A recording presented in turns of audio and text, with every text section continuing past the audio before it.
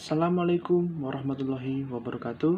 Perkenalkan, nama saya Imam Stopo, berasal dari kelas 2B semester 2. Hari ini saya akan mereview materi mengenai as-sunnah sebagai sumber hukum Islam. Apa sih as-sunnah itu?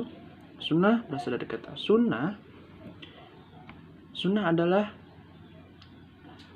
pengertian dari sunnah adalah sebagai segala sesuatu bentuk perbuatan atau amalan yang dianjurkan oleh syariat untuk diikuti umat muslim.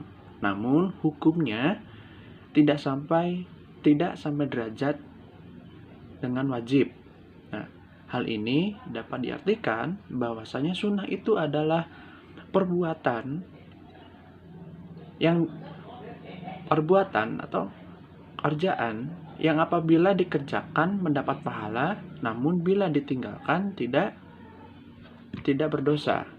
Nah, sunnah dalam hal ini mencakup amalan yang dianjurkan atau mustahab. Terdiri dari sunnah muqaddah, contohnya seperti puasa Senin Kemis, dan sunnah yang tidak muakkadah, contohnya sholat sunnah 2 rakaat sebelum sholat maghrib.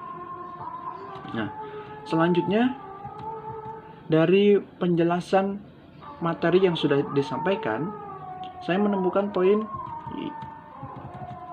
Saya akan memaparkan sunnah yang berkaitan dengan Al-Quran, sunnah yang kaitannya dengan Al-Quran, as-sunnah ya, as-sunnah yang dengan Al-Quran, yaitu yang pertama memperkuat hukum dalam Al-Quran. Nah, segala jenis hukum, syariat dan hal-hal yang menyangkut muamalah kehidupan semuanya telah ditulis dalam Al-Quran. Nah, secara sempurna, seperti kayak sholat, puasa, zakat, larangan melakukan riba, terus mencuri, membunuh, dan lain sebagainya. Nah, keberadaan as-sunnah ini memperkuat hukum-hukum yang telah disebutkan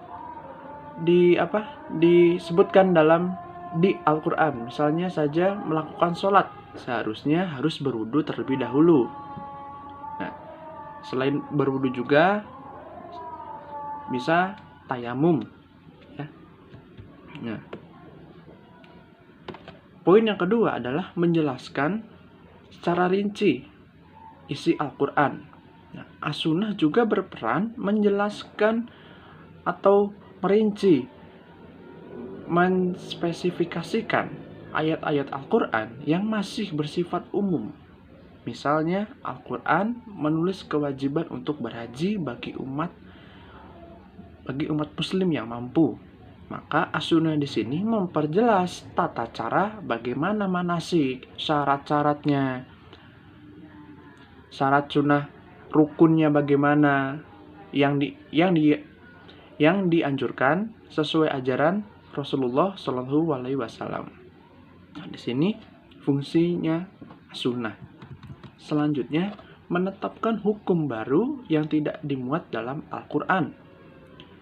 Ada kalanya as-sunnah di sini memuat hukum baru, di mana hukum tersebut sebelumnya tidak terdapat dalam Al-Quran. Contohnya saja perihal larangan mengeluarkan kain sutra dan cincin emas bagi laki-laki.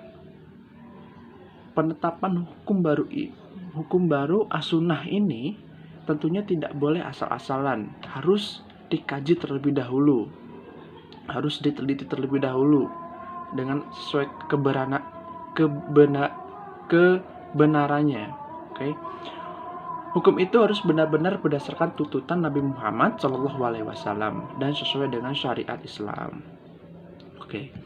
Selanjutnya hadis. Nah, dari pembahasan yang disampaikan bahwa hadis itu adalah hal-hal yang datang dari Rasulullah SAW, baik itu ucapan, perbuatan, atau pengakuan atau takrir. Nah, dan juga di dalam hadis ini yang berkaitan dengan Al-Quran, ada ada 3 poin dari pembahasan yang sudah disampaikan. Menurut saya, yang pertama, hadis itu menguatkan dan menegaskan hukum-hukum yang ada di dalam Al-Quran, atau disebut dengan fungsi takkid atau takrir. Dalam bentuk ini hadisnya hanya seperti mengulang apa-apa yang tersebut dalam Al-Quran. Poin yang kedua, menetapkan suatu hukum dalam hadis yang secara jelas tidak terdapat dalam Al-Quran. Dengan demikian, kelihatan bahwa hadis menetapkan sendiri hukum yang tidak ditetapkan dalam Al-Quran sebenarnya bisa diperlihatkan dengan teliti, akan jelas bahwa apa yang ditetapkan hadis itu jelas pada hakikatnya penjelasannya terhadap apa yang disinggung Al-Quran, atau memperluas isi hukum tersebut. Selanjutnya, contohnya ya, lanjutnya yang tadi. Contohnya, mengharamkan Allah Subhanahu wa Ta'ala mengharamkan memakan bangkai, darah atau daging babi. Nah, larangan Nabi ini menurut lahirnya dapat dikatakan sebagai hukum baru yang ditetapkan oleh Nabi. Karena memang apa yang diharamkan Nabi ini secara jelas tidak terdapat dalam Al-Quran. Tetapi kalau dipahami secara lebih lanjut, larangan Nabi ini hanyalah sebagai penjelas terhadap larangan Al-Quran, memakan sesuatu yang kotor. Nah, di dalam hadis ini terdapat tiga macam. Ada hadis sahih, doif, dan hadis mauzu. Hadis sahih adalah hadis yang betul-betul dari Nabi Muhammad, sepakat semua ulama dari Rasulullah SAW, baik dalam ibadahnya, akidahnya, atau akhlaknya, itu boleh diamalkan. Itu hadis sahih, hadis yang betul-betul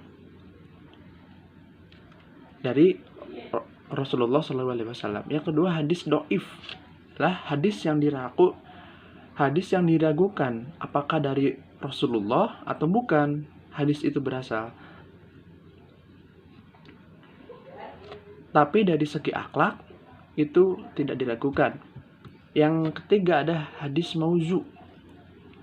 Itu adalah hadis palsu. Baik akidah, akhlak, perbuatan itu tidak boleh dipakai.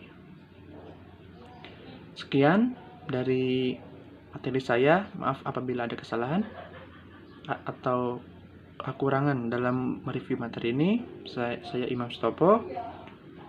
Wassalamualaikum warahmatullahi wabarakatuh.